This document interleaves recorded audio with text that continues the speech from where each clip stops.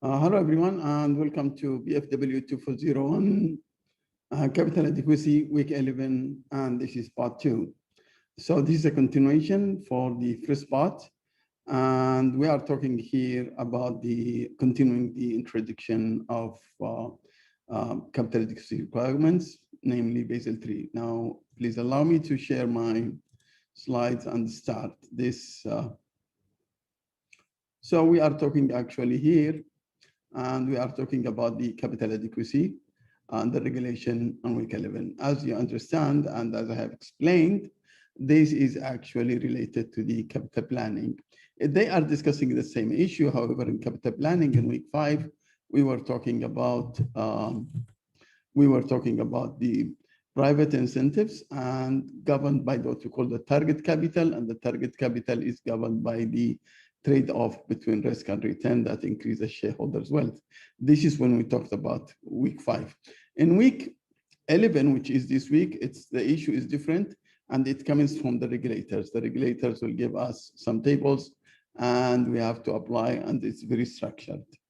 So having said that, I move to this is where you can find all this information in the book.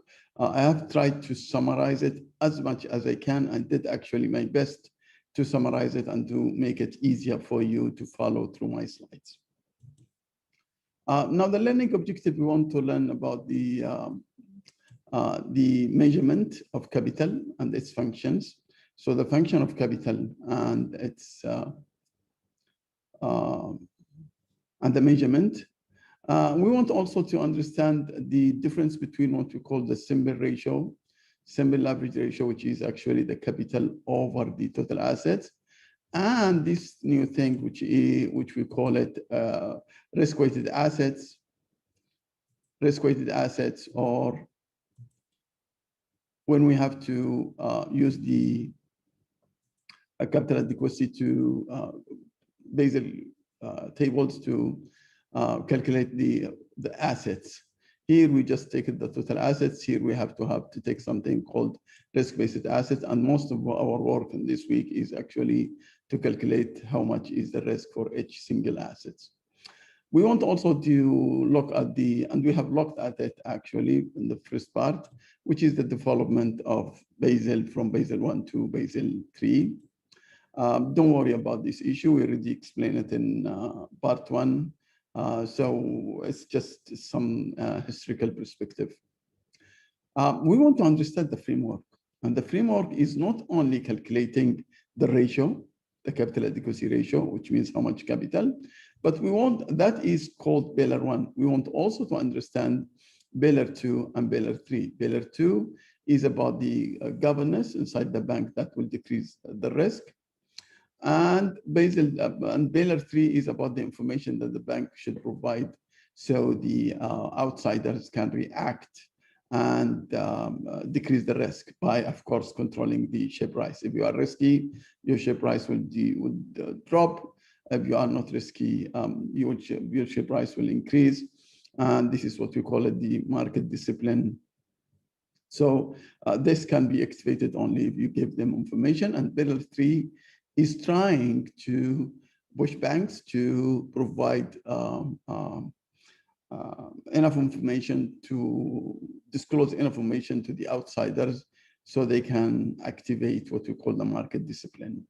We want to learn how the Australian Prudential Regulation Authority measures capital, which actually applies also the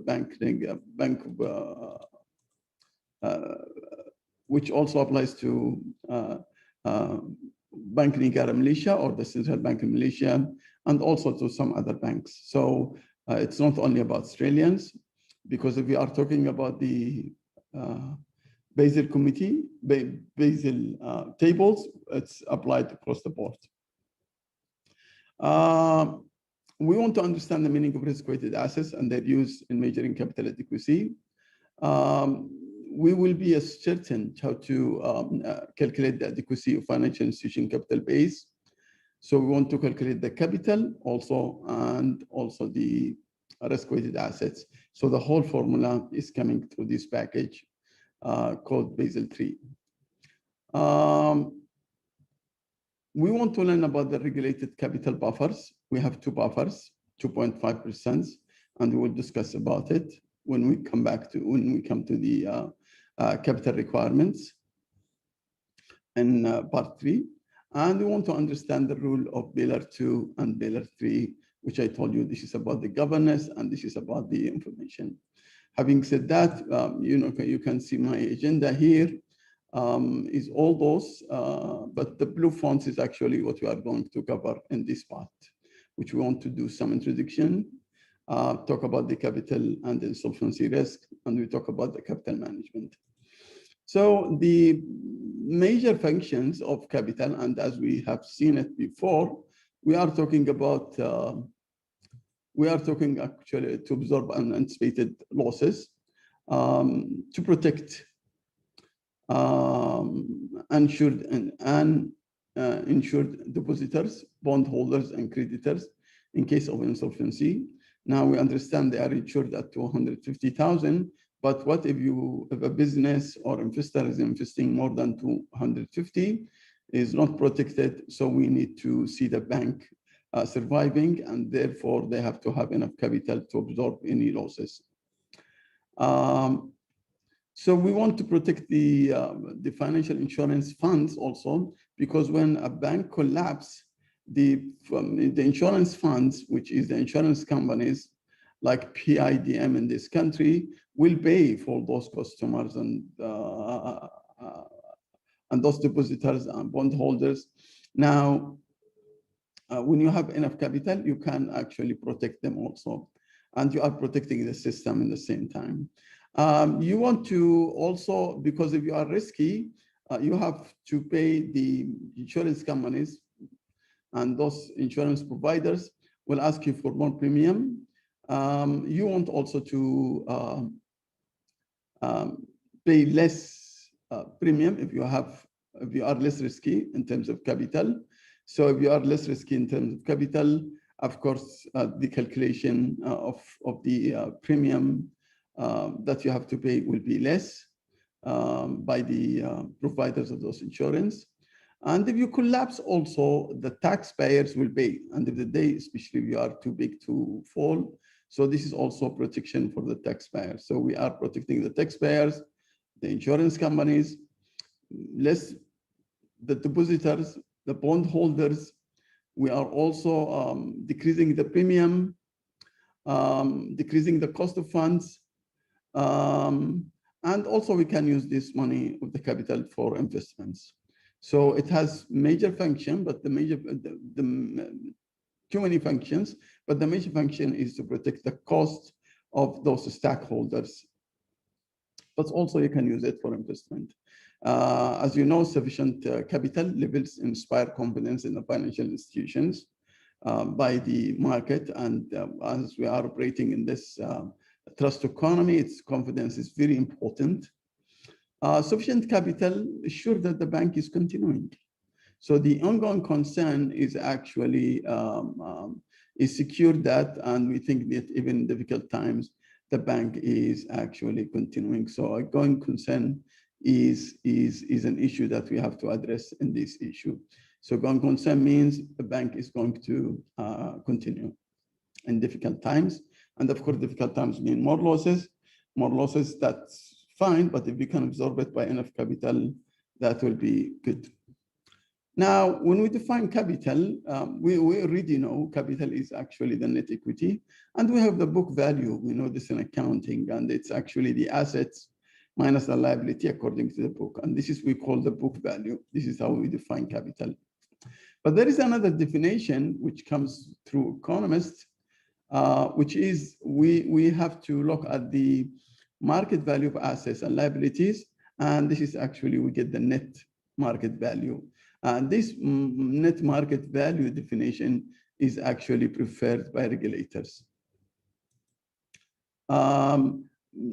Sometimes the bank is already insolvent or bankrupt, and we don't know if we are working with the booking capital, what we call book value.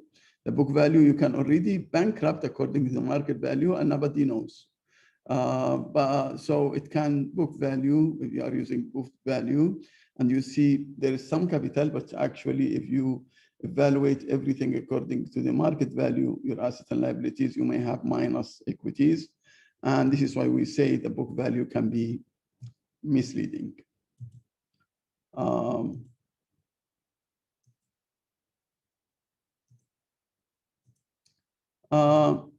This is just a small example, a brief example. We have seen it. If you have these banks, we have two banks, Bank A, Bank B. Bank B has 10 capital, and this one has 5 capital. So as you can see, this is less capital.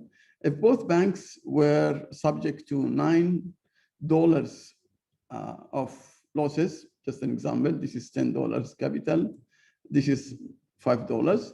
As you can see, with the $10, if you have 9 losses, you can survive because you still have $1 capital. Here, if you have $9 losses, if you write off, which means this is a losses, then in this case, actually you are bankrupt. And you can see you are bankrupt here because you cannot touch because your capital is done, and you cannot tolerate all of this risk of write-off. It's not, your capital is just not enough. So you are bankrupt in this issue, and you can survive, and there is going concern here. Capital management and measurement, we have 2 regulated capital. Financial capital guided by 2 key factors, by the regulations, as I told you, which is week 11, and by the risk return, which is the private sector, which is week 5. This is 2 things, and this is why we see in the report, we say, for example, Basel now regulators is saying 10.5, but you can see some banks holding 13, 14, 15. Are they inefficient? No, it's just maybe the risk is more, and they are keeping the minimum and then extending over that. So we can measure capital adequacy, as I told you, according to the leverage ratio. But now, according to the regulators, we use what we call the this one, which is the risk-based capital ratio, which is we have to assess the risk in each single asset.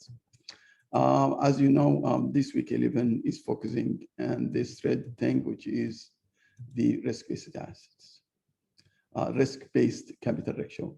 I'm done with these parts, and hopefully I will see you in part 3. For sure, I will see you in part 3. Thank you very much. And we'll see you in part 3. Bye-bye.